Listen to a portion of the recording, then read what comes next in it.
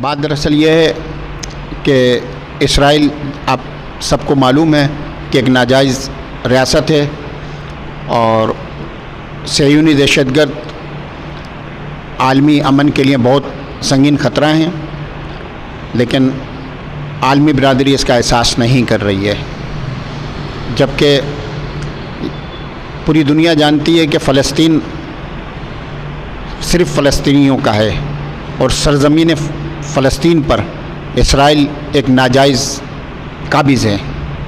تو میں سمجھتا ہوں کہ عالمی امن کو بچانے کے لیے بہت ضروری ہے کہ اسرائیل کے ناجائز وجود کا خاتمہ کیا جائے، لیکن ہم دوسری طرف یہ دیکھ رہے ہیں کہ دنیا میں فلسطین کے مسئلے کے حل کے لیے دو ریاستی حل پر بات کی جا رہی ہے، جو ہم سمجھتے ہیں کہ یہ سراسر غلط ہے۔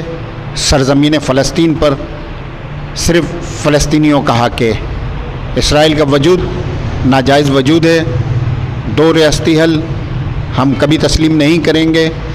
پاکستانی عوام یہ سمجھتی ہے کہ فلسطینیوں کو سرزمین فلسطین پر ان کا حق دیا جائے اور فلسطین کو واحد ریاست بنایا جائے۔ منصفانہ انصاف یہی کہتا ہے۔ تو اس حوالے سے ہمارا آج کا یہ سیشن ہے اور اس میں ہمارے معروف مذہبی اسکالر اور آج کی اس سیشن کے مہمان خصوصی جناب علامہ عبدالخالق فریدی صاحب سے ہم گزارش کریں گے کہ اپنے خیالات کا اظہار فرمائیں۔ جناب علامہ عبدالخالق فریدی صاحب۔ بسم اللہ الرحمن الرحیم۔ یا قوم ادخلوا الارض المقدسۃ التی کتب اللہ لکم ولا ترتدوا علی ادبارکم فتنقلبوا خاسرین۔ صدق اللہ العظیم۔ میں سب سے پہلے محب قومی سماجی کونسل کے سربراہ محمد اسلم خان صاحب اور ان کی پوری ٹیم کو مبارکباد دینا چاہوں گا کہ اس وقت دنیا کے سب سے زیادہ ہاٹ اور سینسٹیو ایشو اور موضوع پر انہوں نے آج کے اس سیمینار کا اجلاس کا انعقاد کیا۔ جہاں تک مسئلہ فلسطین کا تعلق ہے، میں یہ سمجھتا ہوں کہ اس میں پہلی سینسٹیو صورتحال 15 مئی 1948 کو اس وقت پیدا ہوئی تھی جب جبراً 4 بڑی طاقتوں فرانس، امریکہ، انگلینڈ اور رشیا نے اسرائیل کی سرپرستی کرتے ہوئے فلسطینیوں کو زبردستی ان کے علاقوں سے نکال کر جبری طور پر دوسرے علاقوں میں بھیجنے کی کوشش کی تھی۔ اس میں پھر 2 جنگیں ہوئیں، اس وقت 1967 اور پھر 1973۔ 1973 میں شاہ فیصل جو کہ سعودی عربیہ کے کنگ تھے، بادشاہ تھے اور عالم اسلام کے بہت بڑے مدبر رہنما تھے، اور انہوں نے تیل کی جو طاقت ہے اس کا اظہار کرتے ہوئے 1973 میں اسرائیل کے لیے تمام جو تیل پیدا کرنے والے ممالک ہیں ان کے ساتھ مل کر اجتماعی طور پر مشترکہ طور پر اسرائیل کو تیل کی پیٹرول کی سپلائی بند کر دی۔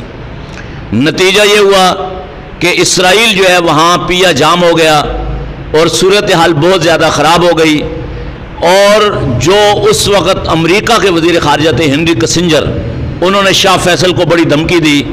شاہ فیصل رحمۃ اللہ علیہ نے ہنری کسنجر کو اپنے ملک میں بلایا اور بجائے ریاض کے اندر کیپٹل میں دارالخلافے میں ان کو کے ساتھ میٹنگ کرنے کے بجائے انہوں نے صحرا میں ان کے ساتھ میٹنگ کی اور ہنری کسنجر کو اونٹنی کا دودھ اور کھجوریں پیش کی اور خیمے لگائے اور کہا ہنری کسنجر یہ جو پیٹرول ہے یہ اب نکل آیا ہے، ہماری اصل غذا یہ دودھ ہے اونٹنی کا اور کھجور ہے، آپ ہمارے تیل کے کنووں کو آگ لگا دو، ختم کر دو، کچھ بھی کر دو، یہ ہمیں کوئی مسئلہ نہیں ہوگا، ہم اونٹنی کے دودھ پر اور کھجور پر زندہ ہیں اور زندہ رہیں گے، اور ہم ہر لمحے فلسطینیوں کے ساتھ کھڑے ہیں۔ اور اس لیے اقبال نے کہا تو اگر مدبر ہے تو سن میری صدا، ہے دلیری ارباب سیاست کا عصا۔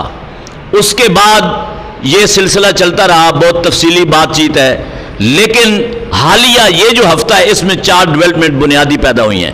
سب سے پہلی ڈیولپمنٹ یہ کہ چائنا نے اپنی طاقت کے زور پر اور پاور کے زور پر غزہ کے مظلوموں تک، غزہ کے لوگوں تک غذا پہنچائی، پانی پہنچایا، لباس پہنچایا، اور اسرائیل کو وارننگ دی کہ اگر تم نے کوئی رکاوٹ ڈالی تو اسرائیل کو ہم تہس نہس کر کے رکھ دیں گے. تو جرت نہیں ہوئی نتن یاہو کی اور ڈونلڈ ٹرمپ کی کہ وہ خوراک کا وہ قافلہ، وہ جہاز جو چائنا نے بھیجا تھا اس کو روکنے کی کوشش کریں، اور وہاں پر خوراک، ضروریات، امدادی اشیاء تقسیم کی گئیں. دوسری جو بڑی ڈیولپمنٹ ہے وہ یہ کہ 2 دن پہلے یورپی یونین میں شامل جو 26 ممالک ہیں یورپین، انہوں نے مکمل طور پر اسرائیل کی تجارتی، اقتصادی اور معاشی پابندی اور بائیکاٹ کا اعلان کیا ہے. انہوں نے کہا کہ اگر اسرائیل نے فلسطینیوں پر بمبارمنٹ بند نہیں کی تو ہم اس کی مکمل طور پر اس کی ناکہ بندی کر دیں گے اور اقتصادی بائیکاٹ کر دیں گے. اور ایک اور بڑی ڈیولپمنٹ وہ یہ پیدا ہوئی ہے کہ ایک دن پہلے واشنگٹن ڈی سی کے اندر جو کیپٹل ہے امریکہ کا، ایک امریکن شہری نے، امریکن سٹیزن نے 2 اسرائیلی سفارتکاروں کو گولی سے اڑا دیا اور کہا کہ یہ ظالم ہے اور ہم ظالموں کو جو ہے اسی طرح تہس نہس کرتے رہیں گے. نتیجہ یہ ہوا کہ پورے اسرائیل کی جو صورتحال ہے وہ انتہائی ناگفتگو ہو چکی ہے، خوف کے سائے منڈلا رہے ہیں. اور رشیا نے بھی ابھی دھمکی دی ہے کہ اگر اسرائیل نے اپنے ظلم و ستم کو بند نہیں کیا تو ہم اسرائیل کے اوپر بمباری کر سکتے ہیں. ایک اور ڈیولپمنٹ یہ ہے کہ اقوام متحدہ نے 3-4 دنوں سے بار بار یہ اعلامیہ جاری کیا ہے کہ اگر غزہ کے مظلوموں کو، غزہ کے بچوں کو خوراک نہ پہنچائی گئی تو 15 سے 20 ہزار بچے جو کم سن ہیں وہ بھوک اور پیاس کی وجہ سے تڑپ تڑپ کر اپنی جانیں دے دیں گے. تو میں یہ سمجھتا ہوں کہ یہ جو نئی ڈیولپمنٹ ہیں انہوں نے اسرائیل کو سراسیمہ کر دیا ہے، خوف زدہ کر دیا ہے. اور انشاءاللہ وہ دن دور نہیں کہ جب اسرائیل منہ کے بل زمین پر گر جائے گا، اور یہی اسرائیل جو ہے نتن یاہو اور ان سب کا قبرستان ثابت ہوگا. امت مسلمہ کو بھی ہم یہ پیغام دیتے ہیں، خصوصاً عرب حکمرانوں کو، کہ وہ ڈونلڈ ٹرمپ کی چاپلوسی کی بجائے اپنا اصل جو کردار ان کا بنتا ہے as a Arab, as a Muslim, as a فلسطین کے ساتھی پڑوسی، اس کردار کو ادا کریں. اور جہاں تک ہمارا تعلق ہے ہم فلسطین کے ساتھ کھڑے ہیں، کھڑے رہیں گے اس اعلان کے ساتھ کہ خون دل دے کے نکھاریں گے رخ برگ گلاب. ہم نے گلشن کے تحفظ کی قسم کھائی ہے. اور میں اس موقع پر چیف آف آرمی سٹاف کو بھی مبارکباد پیش کرنا چاہوں گا کہ انہوں نے گزشتہ رات 2 دستے فوج کے بھیجے مالی امدادی سامان کے ساتھ تاکہ وہ اہل غزہ کو وہ سامان پہنچائیں. تو یہ بہت بڑی تبدیلیاں انشاءاللہ. ہر آنے والا دن اسرائیل کی بربادی کا ہے، اسرائیل کی تباہی کا ہے. اللہ سے دعا ہے کہ اللہ ہم سب کو عمل کی توفیق عطا فرمائے. آخر میں نعرہ لگائیں، پاکستان، فلسطین، فلسطین سے رشتہ کیا، فلسطین سے رشتہ کیا، القدس سے رشتہ کیا، لا الہ الا اللہ، لا الہ الا اللہ.